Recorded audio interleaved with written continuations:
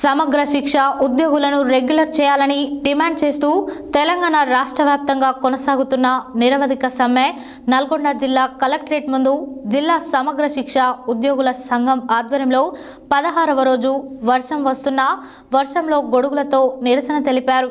ఈ సందర్భంగా జిల్లా అధ్యక్ష కార్యదర్శులు మొల్గూరి కృష్ణ, బొమ్మగాని రాజు మాట్లాడారు। సమగ్ర శిక్ష ఉద్యోగులను రెగ్యులర్ చేయాలని డిమాండ్ చేస్తూ తెలంగాణ రాష్ట్ర వ్యాప్తంగా కొనసాగుతున్న నిరవధిక సమ్మె నల్గొండ జిల్లా కలెక్టర్ కార్యాలయం ముందు జిల్లా సమగ్ర శిక్ష ఉద్యోగుల సంఘం ఆధ్వర్యంలో 16వ రోజు వర్షం వస్తున్నా వర్షంలో గొడుగులతో నిరసన తెలిపారు। ఈ సందర్భంగా జిల్లా అధ్యక్ష కార్యదర్శులు మేల్గూరి కృష్ణ, బొమ్మగాని రాజు మాట్లాడుతూ గత 16 రోజులుగా జిల్లా వ్యాప్తంగా ఉన్న సమగ్ర శిక్ష ఉద్యోగులం విధులు బంద్ చేసి సమ్మె కొనసాగిస్తూ వివిధ రూపాలలో నిరసన చేసిన మా యొక్క డిమాండ్లను ప్రభుత్వం స్పందించట్లేదు। తక్షణమే ముఖ్యమంత్రి స్పందించి రెగ్యులర్ చేస్తామన్న హామీని నెరవేర్చాలని కోరారు।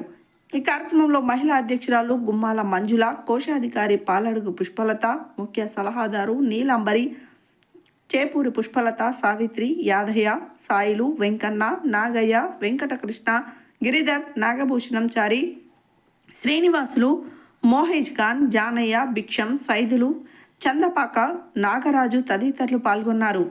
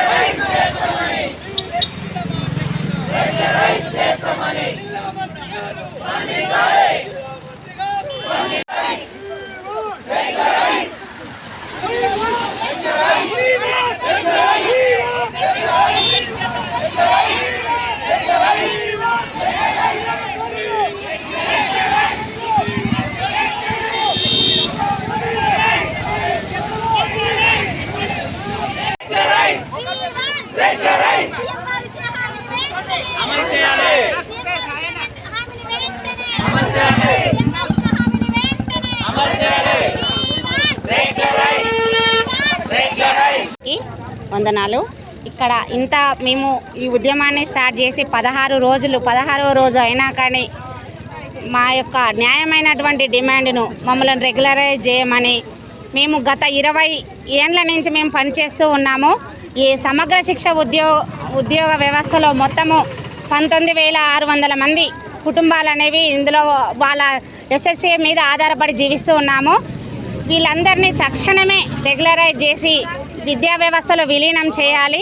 మరియు మా కష్టాన్ని అతి తక్కువ వేతనంతో 7,000 లీస్ట్ వేతనంతో చాలా ఈ నిజ జీవితంలో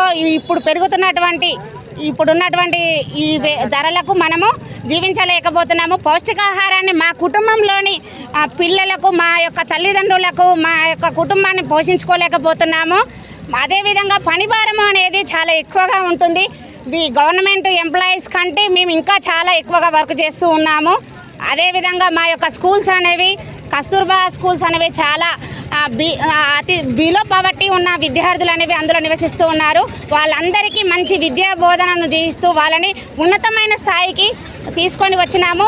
మా యొక్క విద్యార్థులు ఒక్కొక్కరు ఇంజనీరింగ్, బీటెక్ చేసి వాళ్ళు గవర్నమెంట్ ఎంప్లాయీలు కూడా వాళ్ళు మాకు ముందు వచ్చి మీ వల్ల మేము ఇంత ఉన్నతంగా స్థాయికి ఎదిగాము కాబట్టి మీరు మాకు ఆదర్శం అని చెప్పినప్పుడు మేము చేసినటువంటి అన్ని రోజులు చేసినటువంటి సేవ అనేది మేము మర్చిపోయి చాలా ఒక ఉపాధ్యాయురాలుగా మేము ఎంతో గర్వపడుతున్నాము। కానీ మేము మా పిల్లలకు అనేది న్యాయం చేయలేకపోతున్నాము।